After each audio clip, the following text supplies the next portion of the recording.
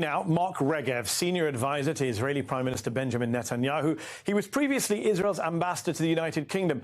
Mark Regev, thanks so much for coming on the show today. Let's start with the tragic situation. Pleasure to have you on. Let's start with the tragic situation of the hostages. Hostage taking, a clear war crime by Hamas, and those hostages, of course, need to be released. Are we any closer to the release of any more hostages? We surely hope so. You know, Hamas, as you've reported, has kidnapped some 240 people. Unfortunately, today we found the body near the Shifa hospital of one of the hostages, a woman from Kibbutz Be'eri. Her name is Yehudit Weiss. She was 65 years old, a mother of 5.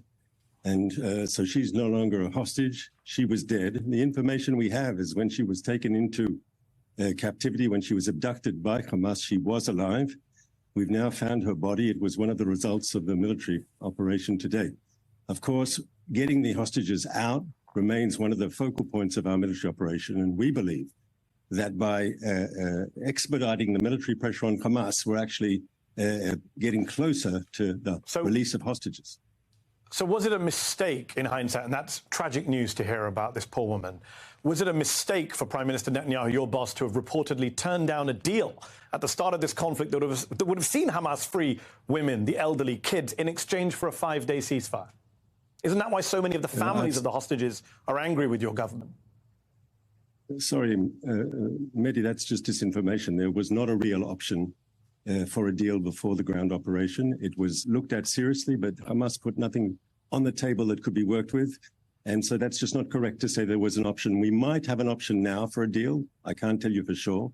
We might have an option because the military pressure on Hamas is maybe making Hamas understand that if they want a temporary ceasefire, they need to release hostages. Without that, we're not going to have a temporary ceasefire. So we're hitting Hamas hard, and maybe the military pressure will force them to consider how they look at the hostages. Look, we can't expect them to release hostages because they're suddenly going to become humanitarians, right, Mehdi?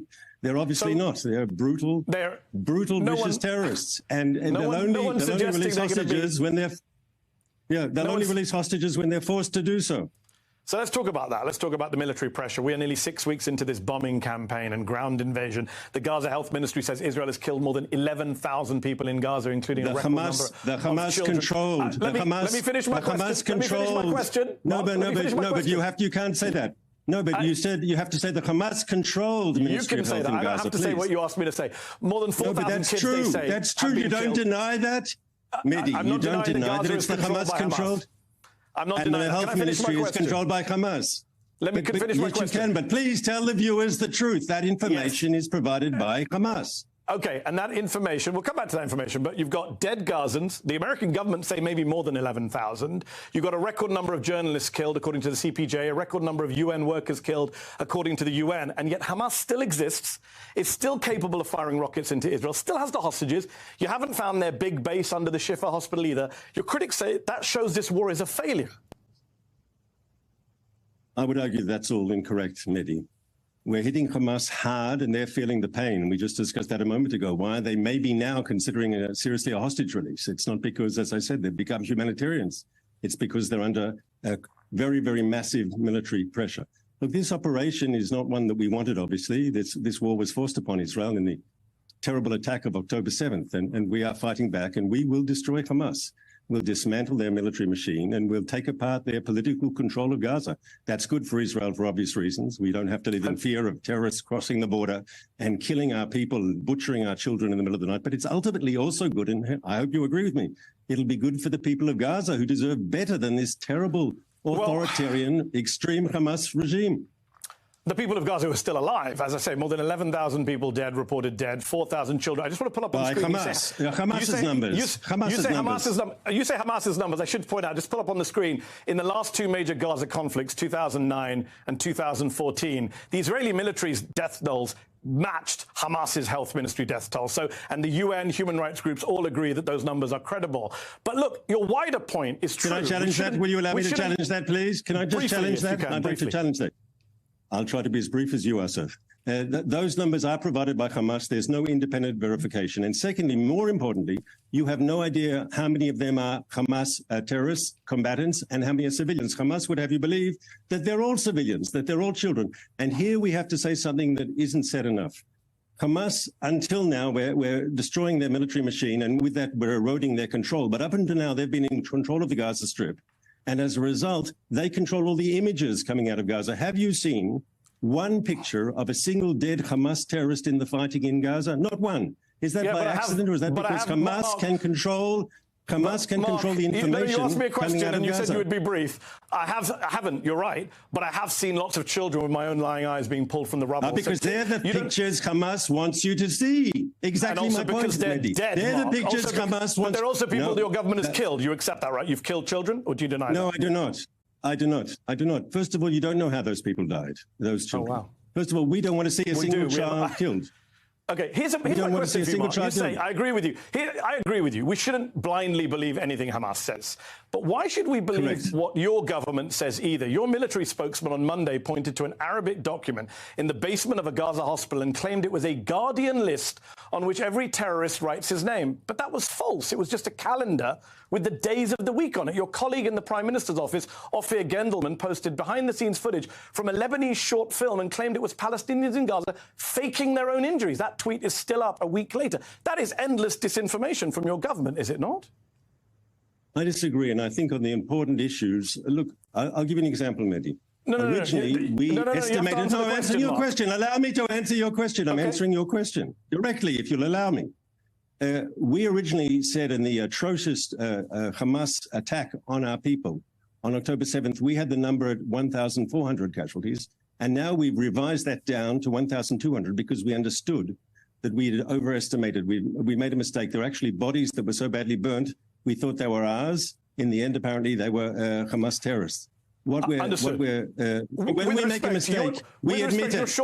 Why does that give you permission? Why does that give you permission to accept Hamas's numbers? I don't understand. I didn't ask about Hamas numbers. I said to you that your military spokesman... you were quoting to me before Hamas numbers, Mehdi. You were quoting to me Hamas's numbers. Because the entire UN and the human rights community and the American intelligence community on Friday said they trust those numbers. But you're dodging my question, Mark. I'm not sure that's true. Why did your military spokesman on Monday point to a calendar in Arabic and say these are the names of terrorists on them? That's false. Can you accept that here and now? I'm not aware of the incident. Let's put up the image. We have the image. You have no comment. I can't read Arabic. It doesn't help me. I have no comment. I'm not familiar with the incident. Does your spokesman read Arabic? Hang on, I have a question, Mehdi. You're a journalist. Have you made a professional mistake ever?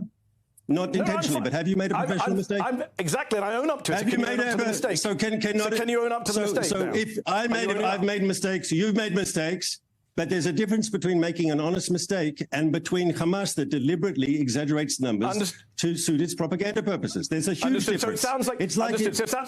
hold on. You said propaganda. Can we just deal with your colleague Ophir Gendelman's tweet? It's still up 7 days later. Why has it not come down? It's a Lebanese short film. We can put it on screen. It's not Palestinians faking their own injuries. Can we own up to that mistake and take that down? Is that not propaganda? Once again, I understand that was also a mistake. And so why is it still up 7 days later? I'll speak to Ophir about it if you like. I'll speak to Ophir about it if you like. He's a friend of mine and a colleague. I quite like him. He's a good man. He's actually very effective. Why is he effective? Well, he speaks mother tongue level Arabic. I agree. He made a mistake, but let's be clear. It's very good that we have someone who can speak Arabic in the Arab networks directly to Arab people, so they can hear Israeli opinions directly. Appreciate that. Is amazing at that. He's very important.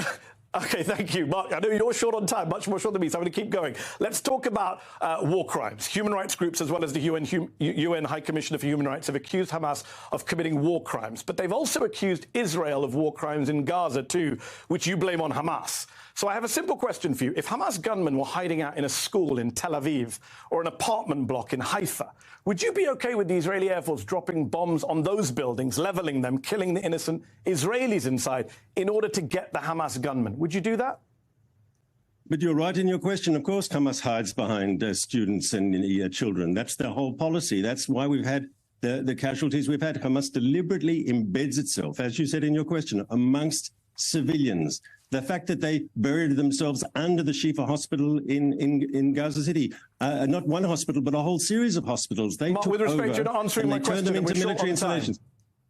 Would you bomb? I am answering your question. Would you bomb schools and houses in Israel if Hamas militants were believed to be under them and kill Israeli human shields in the process?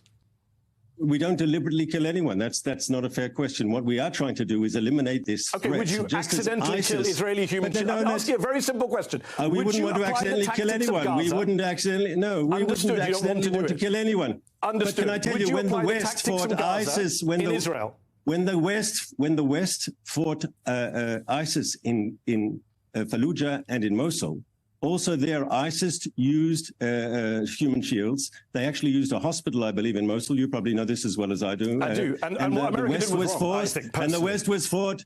But I think it's actually, I think America did the right thing. You had to defeat these brutal terrorists. Would you apply the tactics of Gaza? But you're saying to me, in Israel, it's a simple question. We wouldn't allow them. We wouldn't allow them to take over a school in the first place. We'd send in special forces and we'd take out the terrorists. I know you're over on. You're out of time. I did answer your question. Why did you say I did not answer your question? You didn't answer. I didn't answer it the way. I didn't answer it in the way you wanted me to answer it. That's the problem. I didn't answer it the way you wanted me to answer it.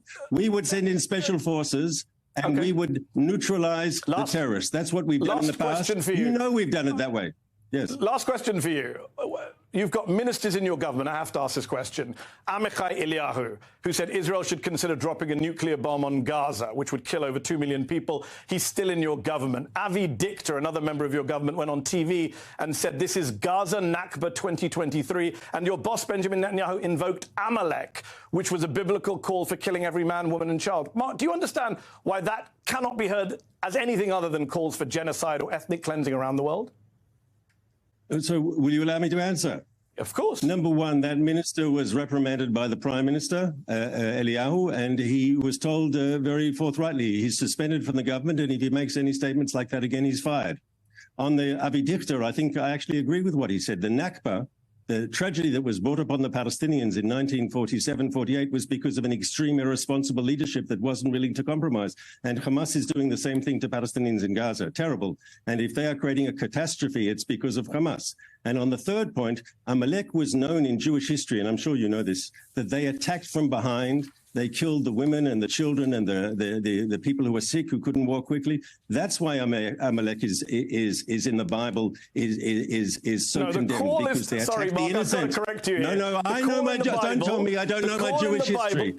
I know my Jewish history. Go and attack the Amalekites. Do not spare them. Put to death men, women, and children. Is that what you're doing in Gaza? That's what the Prime Minister invoked. No. He was describing, first of all, no one in Israel is calling for women and children to be killed. On the contrary, how can you? Well, your Heritage Minister did. He said nuke Gaza. No. What we have said is we're going to wipe out Hamas, and we are going to wipe out Hamas. But we make a clear distinction between Hamas and the Palestinian civilians of the Gaza Strip, who are in many ways Hamas oppresses them. Hamas might want to kill Israelis, but the way Hamas treats the civilian population of Gaza, I'm sure you yourself will admit that they deserve better than that terrible Hamas terrorist regime. But on that note, we're out of time. Well, I'll give you one very straightforward last yes or no question for you. Joe Biden wants a two-state solution in the Middle East. He wants it sooner rather than later, he says, to get peace in the Middle East. Does your government, does Prime Minister Netanyahu support a two-state solution? Yes or no? I think it's a time now for war. It's a time for victory. And when that's over, with Hamas defeated, with Hamas destroyed, when you've taken out the most extreme enemy of peace, that'll create room, I think, for more moderate and pragmatic voices to fill the vacuum, and that'll be good for peace. So that's a yes or a no on a two-state solution? I gave you a good answer, I thought. Ambassador Mark Regev, thank you for your time.